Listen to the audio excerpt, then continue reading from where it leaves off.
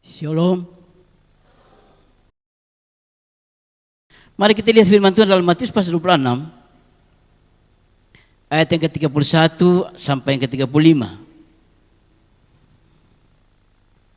Matius pasal ke-26 ayat yang ke-31 sampai yang ke-35.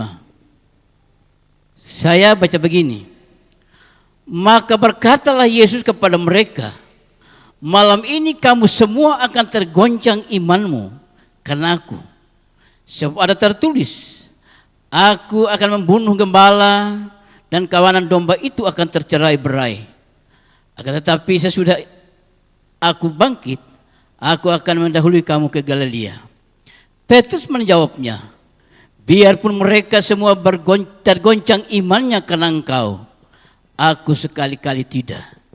Yesus berkata kepadanya, aku berkata kepadamu sesungguhnya, malam ini sebelum ayam berkokok, engkau telah menyangkal aku 3 kali.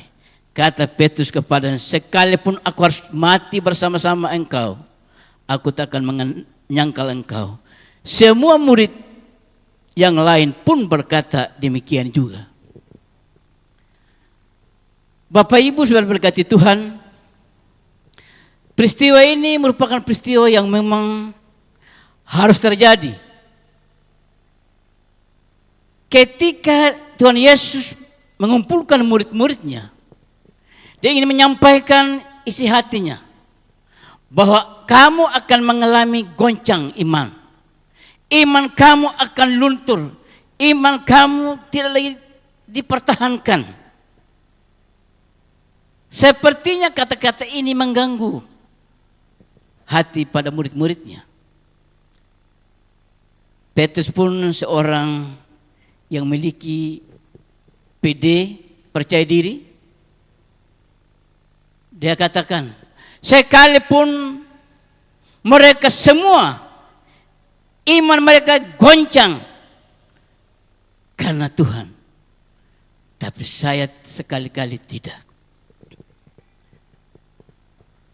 Kalau kita lihat percakapan ini, saudara, ini percakapan yang tidak bisa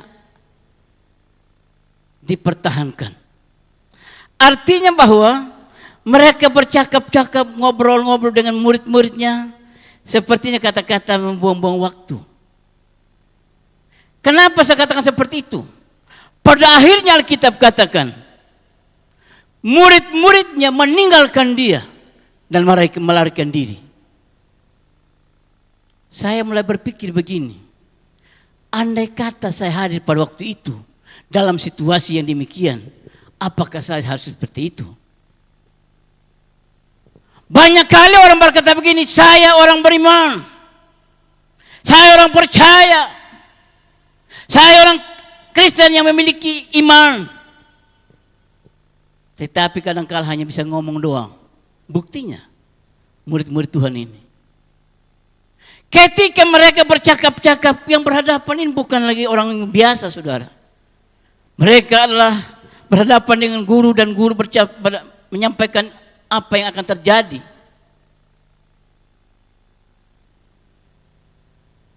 Kadang-kala kita berkata begini, yang penting iman. Ini kadang-kala terjadi dalam hidup kita, saudara.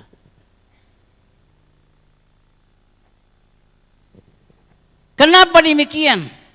Tetapi tidak memiliki integritas yang jelas sebagai orang Kristen yang sejati. Saya diberkati kesaksian Rambu tadi. Walaupun kondisi seperti itu, tapi mantap imannya. Saudara yang diberkati Tuhan, kadangkala kita sebagai orang Kristen masa kini terlena dengan situasi dan kondisi yang berkembang di sekeliling kita. Akibatnya iman kita kadangkala tidak jelas. Padahal kita bilang apa, saudara? Tunjukkanlah sikapmu, perilakumu sebagai orang beriman. Sebab kadangkala kita beriman tetapi tidak seperti yang kita katakan. Buktinya murid-murid Tuhan yang mengikuti hari-hari, Mereka menyatakan tekad bahwa mereka tidak akan melakukan hal-hal yang tidak terjadi. Tetapi Yesus berkata kepadanya,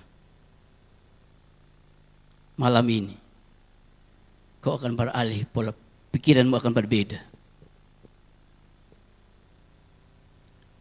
Pikiranmu akan terjadi yang sesuai yang kau katakan. Tapi justru Petrus ingin menjelaskan secara sadar bahwa dia ini orang hebat. Sekalipun aku harus mati bersama-sama engkau, aku tak akan menyangkal engkau. Kata-katanya memang hebat. Tapi pada akhirnya Petrus pun menyangkal. Bagaimana warna hidup kita sebagai orang beriman sekarang, saudara? Apa saya katakan saya orang beriman, saya orang percaya. Tetapi kita berhadapan dengan kasus atau masalah, iman kita mulai berubah. Secara fisik, murid-murid Tuhan mereka tidak mendapatkan seperti yang dialami oleh Yesus. Sebatas saksi saja, bukan sebatas didakwa. Di firman Tuhan berkata begini dalam cerita ini, bahwa sebetulnya apa yang dia sampaikan akan terjadi dan kamu harus jaga-jaga dirilah. Jangan sampai kamu mengalami hal-hal yang tidak kita harapkan terjadi. Saya percaya kita semua mendambakan hal yang sama. Sorga. Sorga itu merupakan dambaan setiap insan. Siapapun dia. Si pintar, si bodoh, si kaya, si miskin. Tapi bagaimana iman kita? Kita beriman harus ada tindakan nyata. Maka Yakub 2 ayat 17 berkata begini, iman tanpa tindakan, iman tanpa perbuatan pada hakikatnya mati. Kata mati artinya tidak bermanfaat apa-apa. Saya percaya murid-murid Tuhan pada waktu itu mendambakan, merindukan, menginginkan pada saat mereka tinggalkan dunia ini akan hidup bersama-sama di dalam sorga. Karena memang itu harapan Tuhan. Dan Injil Yohanes pasal ke-17 ayat 24 bagian A berkata begini, ya Bapa, aku mau supaya di mana aku berada, mereka juga berada. Tergantung kualitas iman kita, saudara. Semua memang punya iman. Tapi ingat kata firman Tuhan, banyak yang dipanggil, sedikit yang dipilih. Siapakah gerangan mereka yang dipilih? Tentunya berdasarkan kriterianya Tuhan. Murid Tuhan ini bukan orang yang sekedar, artinya mereka betul-betul ikuti apa yang Tuhan Yesus perbuat. Wajar memang kalau mereka berkata-kata seperti itu. Tetapi ketika mereka berhadapan persoalan yang sangat-sangat genting, maka mereka berubah 100%. Bahkan Petrus berkata apa? Aku tidak kenal dia. Dia tidak mau menanggung risiko, saudara. Karena persoalan ini. Tapi Yesus Kristus, apapun kondisi yang dihadapi, dia tidak akan berpikir lain. Hanya karena demi kepentingan kita. Mau tidak mau, suka tidak suka, Yesus harus hadapi. Karena Allah sudah punya rencana dalam hidupmu dan hidupku.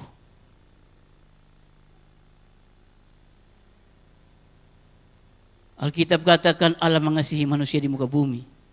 Dia memberikan anak yang tunggal. Tadi pujian dari ibu-ibu, aku tetap cinta. Biarlah kata-kata itu tadi disampaikan oleh ibu-ibu menjadi semangat buat kita untuk kita tetap maju terus dalam mengikuti Tuhan. Bapak Ibu sudah berkati Tuhan.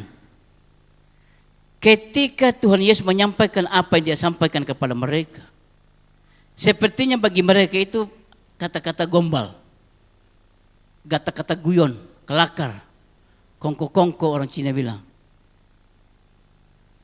Tetapi sebenarnya ini fakta akan terjadi. Kamu semua tidak ada terkecuali. Kamu akan mengalami yang namanya kegoncangan. Imanmu tidak bisa dipertahankan. Kenapa? Karena berhadapan dengan kondisi yang ada. Pada saat itulah mereka berubah. Apa yang mereka katakan awalnya tidak lagi menjadi sesuatu yang membuat mereka lebih mantap beriman. Salah dalam perjanjian lama, saya ingat Nebukadnezar ketika dia membuat patung emas dan dia menghadirkan semua pembesar-pembesar dan ajudan berkata begini, bila mana saya akan sampai kata-kata ini, kamu dengarkan. Pada waktu saya katakan begini, kamu semua menyembah patung. Tidak ada terkecuali. Mengerti? Semua bilang mengerti. Pada waktu semua menyembah, mereka semua menyembah patung. Tapi ada 3 oknum. Abednego, Sadrak, Mesak. Saudara yang diberkati Tuhan, Alkitab katakan ketika mereka dibuang ke dalam api, justru bukan lagi 3, tapi ada 4. Siapakah yang satu? Tuhan sebagai pembela orang yang beriman.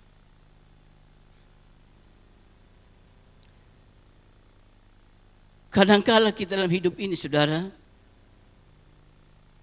jangan bilang saya orang beriman. Tapi bagaimana kita mempraktekkan iman itu tergantung pribadi lepas pribadi. So masalah iman bukan masalah keluarga. Masalah iman, masalah pribadi. Sebab Alkitab bilang apa dalam 2 Korintus pasal 5 ayat 10? Sebab kita semua harus menghadap tahta pengadilan Kristus, mempertanggungjawabkan segala sesuatu yang kita perbuat dalam dunia ini, baik atau jahat.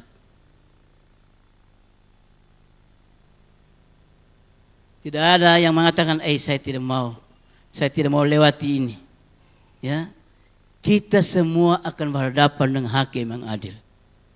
Tapi bagaimana kualitas iman kita? Ya, sekarang selagi kita hidup dalam dunia ini, mari kita wujud nyatakan sebagai orang yang memiliki iman yang sungguh. Murid Tuhan ini bukan orang, ya memang mereka tidak latar belakang sekolah, mereka latar belakang mereka nelayan. Tapi paling tidak mereka sangat betul-betul mengikuti apa yang diperbuat oleh Tuhan. Bapak Ibu saya berkati Tuhan, kita semua merindukan, mendambakan, menginginkan suatu ketika kita semua berjumpa di dalam surga. Tadi Ibu Lam berkata, ketika dia menyampaikan sebuah kesaksian, dan seringkali juga beliau sering saya ngobrol dengan dia,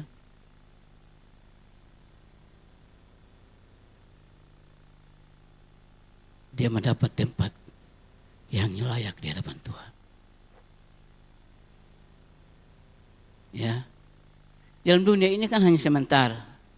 Toh pada akhirnya kita akan melewati jalan yang sama, cuma waktunya yang berbeda. Baru-baru saya ditelepon dari Ramuk. Ada 18 kakak dari GKS mau beralih ke GBI. Memang di situ tidak ada GBI memang.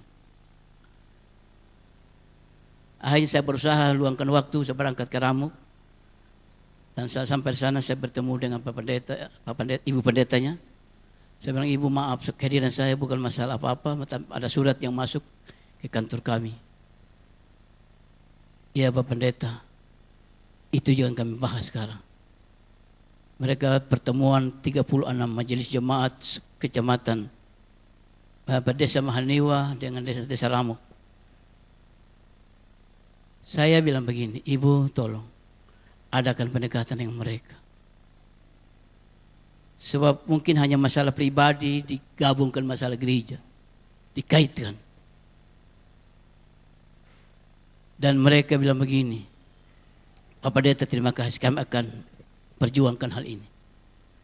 Tapi kelihatannya mereka menemukan jalan buntu. Mereka bilang begini, kami sudah tidak bisa lagi untuk kembali ke GKS. Jadi saya bilang begini, tidak serta-merta langsung kamu langsung dilayani. Kami juga harus hargai GKS. Mereka juga adalah orang-orang beriman seperti kita. Saudara ini berkati Tuhan. Beriman dan dalam hidup ini kalau kita hanya sekedar formalitas dan katakan saya orang Kristen. Dan saya tidak akan mengalami yang namanya goncang. Ya, kegoncangan. Dan firman Tuhan katakan apa? Ya. Kalau kita baca dalam ayat selanjutnya di situ katakan begini. Dalam ayat yang ke-75. Ya. Maka teringatlah Petrus akan apa yang dikatakan Yesus kepadanya. Sebelum ayam berkokok, engkau telah menyangkal aku 3 kali. Lalu ia pergi keluar dan menangislah dengan sedihnya.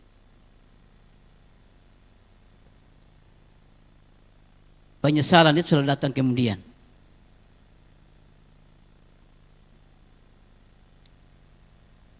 Saudara, mari kita sebagai orang beriman, kita betul-betul memiliki iman yang berkualitas.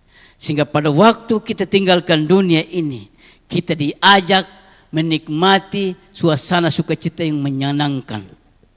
Maka firman Tuhan katakan dalam Injil Matius pasal yang ke-25 ayat yang ke-34.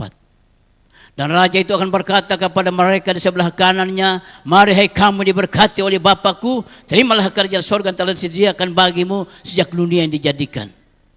Kita diajak masuk dalam sorga samawi yang kita damba-dambakan. Tapi kalau tidak saudara, sorga itu hanyalah merupakan impian belaka. Siang hari ini, biarlah kita sebagai orang beriman, jangan sampai iman kita luntur.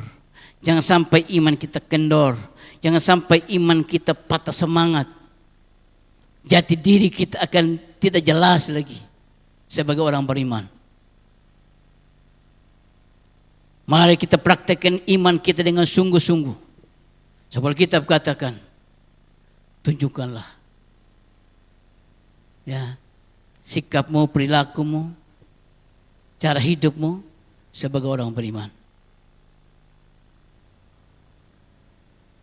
Saya kira firman Tuhan singkat ini, biarlah firman ini menjadi sesuatu yang bermanfaat dalam hidup kita masing-masing.